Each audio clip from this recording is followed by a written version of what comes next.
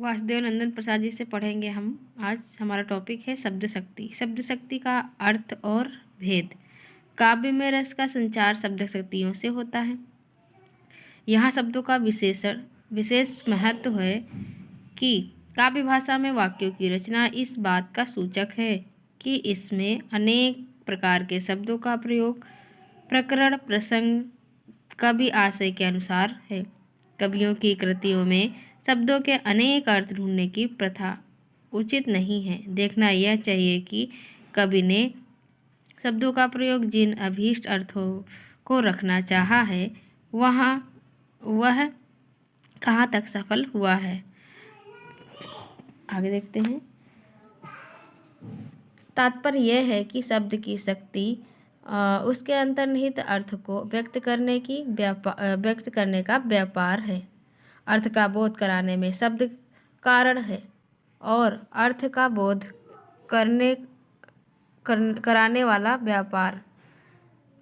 व्यापार को शब्द शक्ति कहते हैं।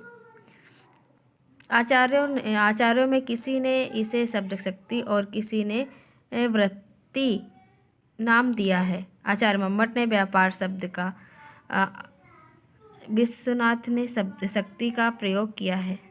तो मम्मट ने व्यापार का और विश्वनाथ ने शक्ति का प्रयोग किया है। ये शक्तियाँ 3 प्रकार की हैं: अभिधा, लक्षणा और व्यंजना। प्रत्येक शब्द अर्थबोधक अर्थ व्यंजक हुआ करता है। काव्य भाषा में विवेचन में इन शब्दों की शक्तियों का मूल्य आंका जाता है। आगे देखते हैं। अभिधा। आचार्य मम्मट के अनुसार साक्षात सांकेतिक गुण, जाति, द्रव्य, क्रियावाचक अर्थ का बोध कराने वाले व्यापार को अभिधा व्यापार शक्ति कहते हैं। जिस अर्थ का बोध होता है उसे अभिधेयार्थ कहते हैं। तात्पर्य यह है कि अभिधा शब्द की शक्ति है जो शब्द के साधारण व्यावहारिक अर्थ को प्रकट करती है। जैसे गधा, इस शब्द का साधारण व्यावहारिक अर्थ है लंबे कान वाला पशु विशेष, अर्थात गधा शब्द की पशु विशेष अर्थ बतलाने वाली शक्ति का नाम अभिधा है। अभिधा का अर्थ जो है वो नाम है। दूसरे शब्दों में यूँ कहा जा सकता है कि सभी अर्थों की नामवाची अर्थ बतलाने वाली शक्ति का नाम अभिधा है। नाम जाति, गुण, द्रव्य, क्रिया का होता है। तो नाम जो होता है नाम जाति, गुण, द्रव्य या क्रिया का होता है। आगे देखते हैं। अभिधा शक्ति से 3 प्रकार के शब्दों का अर्थबोध होता है। पहला है रूढ़ शब्द।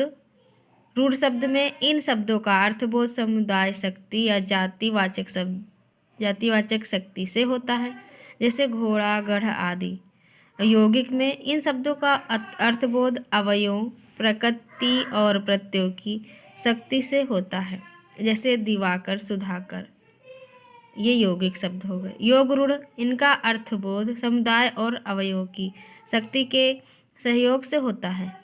ये शब्द यौगिक होते हुए भी रूढ़ होते हैं, जैसे जलज, वारिज आदि। इनका यौगिक अर्थ जल में उत्पन्न वस्तु है, पर योग रूढ़ अर्थ केवल कमल का है।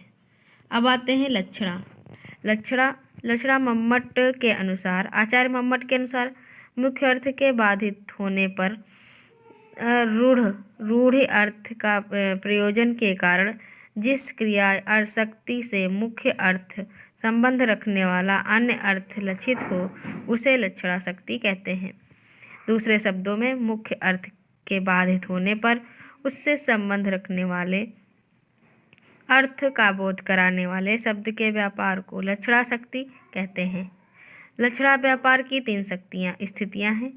पहला है मुख्यार्थ का बोध, दूसरा है मुख्यार्थ या अमुख्यार्थ या लक्ष्यार्थ के साथ योग संबंध और रूढ़ि अथवा प्रयोजन। उदाहरणार्थ देवदत्त चौकन्ना हो गया। इस वाक्य में प्रयुक्त शब्द चौकन्ना का मुख्यार्थ है वह 4 कानों वाला हो गया है। यहाँ मुख्यार्थ 4 कानों वाला का बोध है क्योंकि देवदत्त के 2 ही कान हैं, 4 नहीं। यहाँ चौकन्ना चार कानों से संबंध अन्य अर्थ सावधान लक्षणा शक्ति द्वारा ग्रहण किया जाएगा। वही लक्षणा का कार्य लक्षणा द्वारा इस वाक्य का अर्थ हुआ है कि देवदत्त सावधान चौकन्ना हो गया है। यह अर्थ ही उक्त वाक्य में निहित है। यही मुख्यार्थ को अमुख्यार्थ का संबंध कहलाता है। अब आगे देखते हैं। लक्षणा में किसी शब्द का असाधारण व्यवहारिक अर्थ नहीं लगाया जाता, उनका अन्य लक्षित अर्थ ढूंढा जाता है।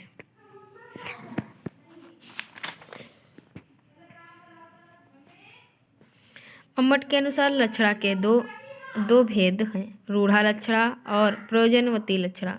रूढ़ा लक्षणा में मुख्यार्थ अर्थ के बाधित होने पर रूढ़ि के कारण मुख्यार्थ अर्थ से संबंध रखने वाला दूसरा लक्ष्यार्थ ग्रहण किया जाता है। उदाहरण पंजाब सासी। इस वाक्य में मुख्य अर्थ पंजाब प्रांत है, किंतु कोई प्रांत सासी नहीं होता। मुख्य अर्थ बाधित होने पर यह यहाँ पंजाब के लोग जैसा लक्ष्यार्थ रूढ़ किया गया है, अतः यहाँ रूढ़ा लक्षणा है। प्रयोजनवती लक्षणा में मुख्य अर्थ बाधित होने पर किसी विशेष प्रयोजन से लक्ष्यार्थ को ग्रहण किया जाता है। जैसे गंगा में गांव। गंगा नदी गांव है जिसमें गांव नहीं बस सकता। ये मुख्यार्थ गंगा नदी बाधित होने से प्रयोजन वाला अर्थ गंगा का तट ग्रहण करना पड़ता है, अर्थात यहाँ प्रयोजनवती लक्षणा है। आगे देखते हैं। व्यंजना शब्द के जिस व्यापार से मुख्य और लक्ष्य अर्थ से भिन्न अर्थ की प्रतीत हो उसे व्यंजना कहते हैं। अंजन शब्द में विसर्ग उपसर्ग लगाने से व्यंजन शब्द बनता है। मतलब व्यंजना जो होता है शब्द के जिस व्यापार के मुख्य और लक्ष्य अर्थ से भिन्न अर्थ की प्रतीत हो उसे व्यंजना कहते हैं। अंजन शब्द में बी उपसर्ग लगाने से व्यंजन शब्द बना है, अतः व्यंजन का अर्थ ये हुआ विशेष प्रकार का अंजन। आँख में लगा हुआ अंजन जिस प्रकार दृष्टि दोष दूर करने उसे निर्मल बनाता है, उसी प्रकार व्यंजना शक्ति शब्दों के मुख्यार्थ और लक्ष्यार्थ को पीछे छोड़ती हुई उसके मूल में छिपे अकथित अर्थ को प्रकाशित करती है। अभिधा और लक्षणा अपने अर्थ का बोध कराकर जब अलग हो जाती है तब जिस शब्द शक्ति द्वारा व्यंग्यार्थ का बोध होता है उसे व्यंजना शब्द शक्ति कहते हैं। व्यंग्यार्थ के लिए धन्यार्थ, सूच्यार्थ, आक्षेपार्थ, प्रत्ययनार्थ जैसे शब्दों का प्रयोग होता है। अभिधा शब्द का सीधा साधा सांकेतिक अर्थ बतलाती है और लक्षणा मुख्य अर्थ के असिद्ध होने पर रूढ़ि के कारण अथवा किसी प्रयोजन की सिद्धि के लिए मुख्यार्थ से संबंध कोई अन्य अर्थ लक्षित कराती है, किंतु जब अभिधा लक्षणा मूल अभीष्ट अर्थ को द्योतित प्रकट करने में असमर्थ होती है तब व्यंजना शक्ति का सहारा लेना पड़ता है। अभिधा किसी बात को स्पष्ट करती है, लक्षणा लक्ष्यार्थ सूचित करती है। अभिधा जो होती है किसी बात को स्पष्टतया कहती है और लक्षणा लक्ष्यार्थ सूचित करती है, और व्यंजना शब्दों द्वारा कथित या लक्षित न होने पर भी अर्थ की प्रतीति कराती है। अभिधा और लक्षणा का संबंध केवल शब्द से ही है, किंतु व्यंजना और अर्थ दोनों पर आधारित है। व्यंजना जो है शब्द और अर्थ दोनों पर आधारित है। उदाहरण के लिए रहीमन पानी राखिए, बिन पानी सब सून, पानी गए न उबरे, मोती मानुष्यून। मतलब पानी शब्द का अर्थ जल है। अभिधा और लक्षणा के आधार पर इस कविता का अर्थ विशेषकर पानी का नहीं लगाया जा सकता। यहाँ पानी शब्द का अर्थ होता है मोती। अर्थ मोती के पक्ष में कांति मनुष्य के पक्ष में, प्रतिष्ठा और चूने के पक्ष में। प्रतिष्ठा मतलब चूने के पक्ष में, जल पक्ष में, चूने के पक्ष में जल है। इन अर्थों की प्रतीति व्यंजना द्वारा हुई है। काव्य के अभिधा को अधम काव्य लक्षण के माध्यम और व्यंजना को उत्तम काव्य की संज्ञा दी गई है। अच्छी और सच्ची कविता में व्यंजना की प्रधानता है। इन्हीं शब्द शक्तियों के आधार पर काव्य की रचना होती है। धन्यवाद। ये तो था हमारा टॉपिक आज का, शब्द शक्ति। Thank you.